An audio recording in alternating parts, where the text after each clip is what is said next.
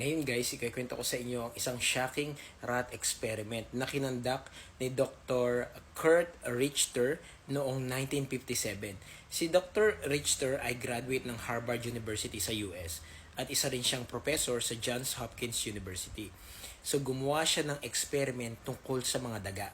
At alam nyo ba, itong experiment na to ay merong naging magandang dulot. Meron siyang nadiskubre dito sa experiment na to. At nadiskubre niya kung bakit napakahalaga ng pag-asa sa bawat nilalang.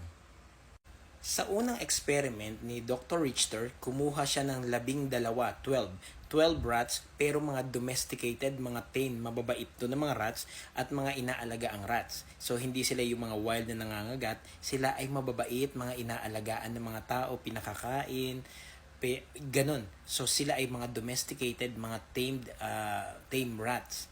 Okay? So kumuha siya ng 12 rats at inilagay niya sa container na mayroong tubig, na may kalahating tubig. Halimbawa, half full. Yung container, na glass container, nilagyan niya ng kalahating tubig yon. Pinuno niya ng kalahating tubig. Hindi naman pinuno. Nilagyan niya ng kalahating tubig. Saka nilagay niya yung 12 rats. So, ang nangyari, yung tatlo doon, sobrang galaw, sobrang likot. Naghahanap sila talaga ng daan. Naghahanap sila ng solusyon paano makakasurvive dun sa loob ng container. Yung tatlong yon out of 12, namatay sila within 2 minutes. Guys, medyo gruesome, medyo shocking yung experiment na to kasi pinatay lahat ng mga daga. Pero pag tignan muna natin ano yung matututunan nating lesson dito sa ginawang experiment ni Dr. Richter.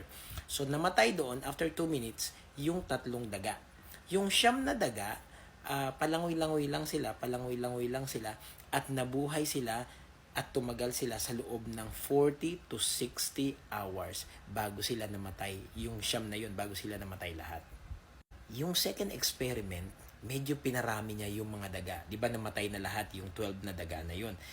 Unang namatay yung 3, tapos pangalawang namatay yung 9, pero tumagal sila ng 40 to 60 hours. Yung second experiment niya, nilagyan niya ng 34 na rats. Medyo madaming mga rats. Guys, yung mga rats na nilagay niya, hindi na domesticated, wild rats ang nilagay niya. Sila yung mga nangangagat, sila yung malalakas, sila yung matatapang. Yun ang mga nilagay niya doon sa doon sa container na yun. 34 na mga rats at medyo wild yung mga nilagay niyang rats. Alam nyo nangyari, guys, pagkalagay niya, nagkagulo yung mga rats. Naglangoy, hindi alam ang gagawin. Lahat sila namatay from 1 to 15 minutes, guys. Ang bilis nilang namatay. 15 minutes lang, namatay na sila lahat, yung mga wild rats na yon. Napansin ni Dr. Richter na yung mga nilagay niya na mga wild rats ay ang bilis nag-surrender. Tapos yung iba sa kanila nag-cardiac arrest. Hinawakan pa lang nung ni Dr. Richter, namatay na kaagad. So, ibig sabihin, ang bilis nilang nag-surrender dun sa mga pagsubok. Kasi hindi, yung struggle nila, ang bilis nilang nag-give up. Parang ganun. At eto na guys, gumawa uli si Dr. Richter ng panibagong experiment. Ito na yung third experiment niya guys, pangatlong experiment na. So, naglagay uli siya ng mga domesticated, mga mababait na rats. Okay? So, naglagay uli siya. Mas marami na yung mga number ng rats dun sa 12. Mas pinarami pa niya. Tapos, ang nangyari, nilagay niya uli dun sa container na half full ang tubig.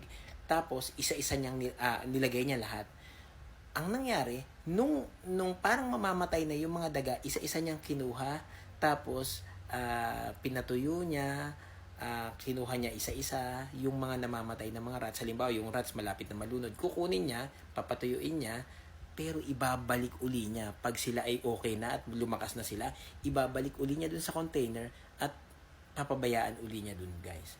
Ang nangyari, parang binibigyan niya ng hope yung mga daga na, okay, may tutulong sa inyo. Diyan lang kayo kahit kayo nahihirapan, may tutulong sa inyo. Guys, ang nangyari doon sa mga daga, tumagal sila ng 60 to 80 hours. Sila ang may pinakamatagal na naging buhay. Ano ang naging lesson dito sa experiment na to?